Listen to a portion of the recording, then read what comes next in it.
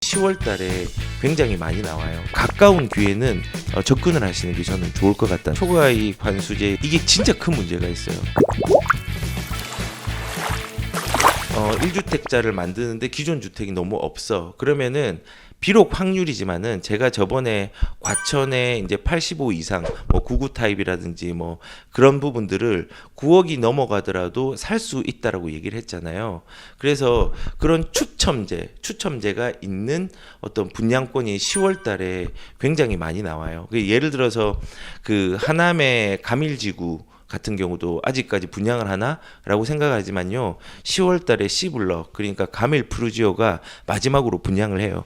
여기도 단순하게 하남에 있는 사람만 분양을 받는 게 아니라 수도권이 70%가 거기에 추첨제에 들어갈 수 있어요.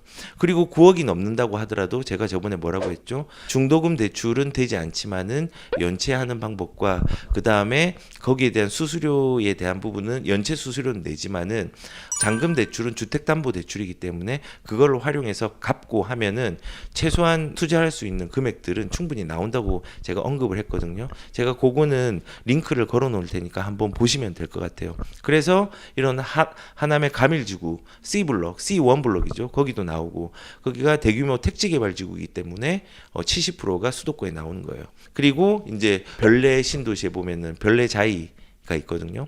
그것도 굉장히 좋아요. 좋은 이유가 그것도 추첨제가 있고 70% 이상이 수도권 지역에서 들어갈 수 있는 여건들이 충분히 있단 말이에요. 그래서 거기는 뭐 역세권이 뭐 트리플 역세권이잖아요. 이제 경춘선 있죠. 이거는 사실 영향권이 많이 없는 노선이긴 한데 GTX B 노선으로 용산에 가기 너무 용이하고 8호선으로 잠실까지 가기 너무 용이하고 별내선이 이제 연결이 되잖아요. 그런 부분들이 있고 거기 주변이 신축으로 쌓여 있기 때문에 굉장히 좋단 말이에요. 그래서 입주 여건도 좋기 때문에 구리 별내에 있는 그 별내자이 같은 경우도 추첨제가 나오기 때문에 제가 예전 영상에서 말했던 전략으로 한번 가시는 게 좀 필요할 것 같아요. 이런 경우는 비록 지금 기존 주택을 안 사더라도 가셔도 돼요. 단 가밀지구나 아무튼 별내 신도시에 있는 별내자이 같은 경우는요, 둘 다 주상복합이에요. 그래서 주거론만 진입을 하시고 거주 요건과 전매 제한의 요건이 완화되고 풀릴 경우에 그때 바로 파시는 게 좋아요. 왜냐하면 아파트 같은 경우는 기존에 그냥 온전하게 아파트가 있는 거는 가격들의 상승 여력이 나중에 구축이 되더라도 어느 정도 입지가 좋으면은 상승 여력이 있어요. 그래서 하남이나 구리 별내 같은 경우는 굉장히 입지가 좋죠. 가밀지구도. 그럼에도 불구하고 주상복합은요. 신축일 때 가격들이 잘 오르다가요. 이제 10년이 넘어가고 15년이 넘어가면요. 약간 이제 기존 아파트보다 올라가는 속도가 좀 떨어진단 말이에요. 그래서 만약에 여기를 추천제로 이제 1주택을 만들고 싶다. 그러면은 내가 그냥 무주택이고 1주택이면은 갈아타는 방법 있고 무주택자도 할 수 있는 부분이 있으니까 일단은 가까운 기회는 접근을 하시는 게 저는 좋을 것 같다는 생각이 듭니다. 그 다음에 고덕 강일에도 뭐 이제 대형 평수가 있는 걸로 알고 있어요.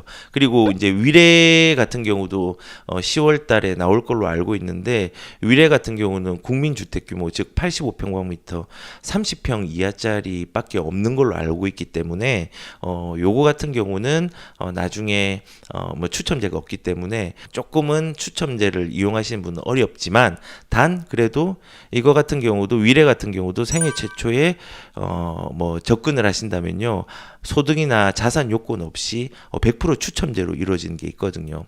그래서 그런 부분은 좀 접근을 하시는 거는 나쁘지 않을 것 같아요. 그래서 그렇게 1주택이라도 꼭 만드시라는 의미에서 이 전세가 매매가를 올려가고 전세의 풍기 현상이 아직까지 지속될 거니까 이거 유념하셔서 올해 하반기를 조금 1주택으로 만드시는 전략들을 세우고 가시라는 부분 말씀을 드렸습니다. 네, 그리고 한 개를 더 보면요. 이제 재건축에 대한 부분인데요. 초과이익 관수제에 대한 부담금 폭탄이 터진다라는 거예요.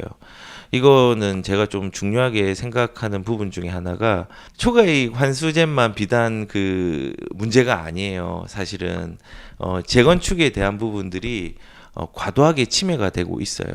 왜냐하면 일단은 국토부가 시뮬레이션 보니까는 단지 평균 5억 2천만 원. 그러니까 서울의 반포주공 1단지 뭐 3주거 아파트 조합원에게 초과이익 환수 명목으로 1인당 4억 넘는 재건축 부담금이 통보가 되었대요. 이 초과이익 환수제라는 거는 이거 제 영상 중에도 초과이익 환수제를 좀 자세하게 설명한 게 한 두 가지 정도를 올려놓은 게 있거든요. 그거 한번 보시면요, 이게 얼마나 불합리한지 알 수 있을 거예요. 그것도 제가 링크를 한번 해놓을게요. 이게 왜 불합리하냐면요, 일단은 초과이익 환수제는 첫 번째는 그거예요. 1억짜리 주택을 샀는데 한 10억이 되었다. 그러면 3천만 원이 넘죠. 그러면 3천만 원까지의 수익은 그냥 자연스럽게 오는 수익이다 생각을 하는 거예요. 그런데 3천이 넘어갔다. 그러면은 최대 50%까지 그 수익에 대한 부분들을 부담금으로 지불을 하시오라는 거예요. 이게 그런 거죠. 초과이익 환수제라는 것 자체가 거의 7천에서 9천만 원 정도? 그 정도의 이익이 났으면 한 30%를 가는데, 문제는 1억 1천 이상이 되면은 50%를 환수해 나가는 거예요. 그러니까는 내가 2억을 벌었으면요, 3천만 원을 빼고 거기에 n분의 1로 해가지고 가져가는 거예요. 1인당 내는 걸 말하는 거예요. 근데 그거를 4억 정도를 가져가고요. 많게는 7억까지도 가져가는 데가 있대요. 거기 이제 반포겠죠, 반포. 반포 3주구랑 뭐 1, 2, 4주구 같은 경우는 거의 이제 지금 현재 압구정이 뭔가 시행되지 않는 한 지금 현존하는 최고의 재건축 단지예요. 근데 이제 거기에서 1, 2, 4주구가 이제 제일 입지적으로는 좋고 3주구가 그래도 나쁘진 않고 굉장히 좋은 단지긴 한데 거기에 이제 4억 이상이 나왔다는 거죠. 아무튼 지금 이렇게 그 미실현된 어떤 이익에 대해서 과세를 하는 부분에서 이게 위헌 소지에 대한 부분들이 있었는데 2019년도 12월 27일 날 이게 이제 합헌이 났죠. 근데 이게 앞으로 합헌이 나더라도 분쟁은 계속 생길 거예요. 왜냐하면 이게 진짜 큰 문제가 있어요. 초과이익 환수제가.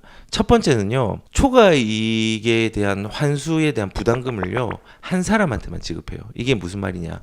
내가 만약에 이 집을 뭐 추진이 되기 전에 한 5억에 샀어요. 5억에 샀는데 한 10년 정도 있어 보니까 10년이 지났다고 가정을 할게요. 10년을 있어 보니까 사업이 거의 막바지까지 오려고 해요. 그래서 한 6억을 차익을 내고 팔았단 말이에요. 그리고 판 사람, 그 6억을 주고 산 사람은 그걸 끝까지 가져간 거예요. 그런데 그 사람도 6억이 올랐어요. 그래서 양도 차익 자체가 12억이 올랐다고 쳐요.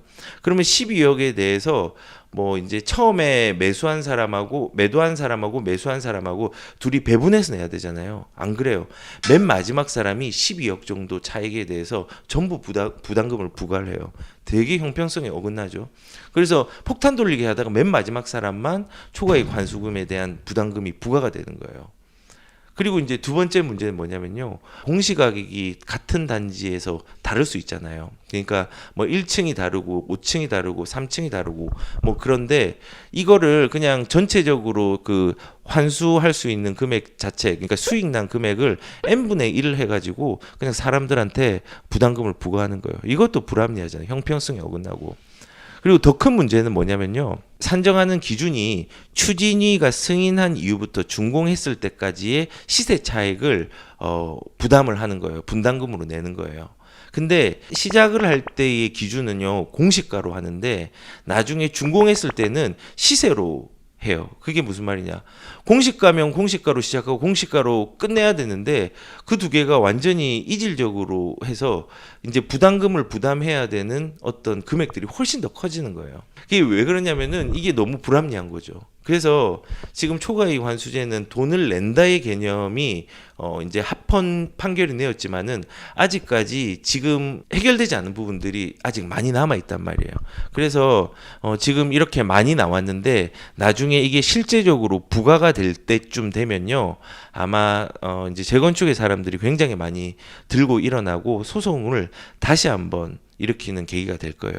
근데 이렇게 제가 얘기하는 건요, 비단 초과의 관수제뿐만 아니라 재건축에 대한 안전 진단, 그리고 이제 조합 설립 인가가 난 이후에 실거주를 해야지 입주권을 가져가는 거. 그 다음에 이거에 대한 지휘권 양도, 뭐 대출, 뭐 그리고 10년을 보유하고 5년을 거주해야지 그것만 예외상이고 나머지는 전부 다 입주권으로 만약에 조건이 안 되면 가져가지 못하게 하는 상황. 이 모든 게 공급을 위축시키는 거예요. 서울에서는 빈 땅이 없기 때문에 재개발 재건축으로 공급을 내야 돼요. 그래서 이런 공급들이 막혔다는 것들 사례들을 말씀드린 거고, 거기에 기조 자체는 투기를 잡기 위해서 투기의 지역의 핵심이 강남이라 생각하고 재건축이라 생각해서 재건축을 막고 재개발 막고 기존 주택을 막음으로써 지금 공급들이 굉장히 부족한 상황에 이르고 있다라는 거죠.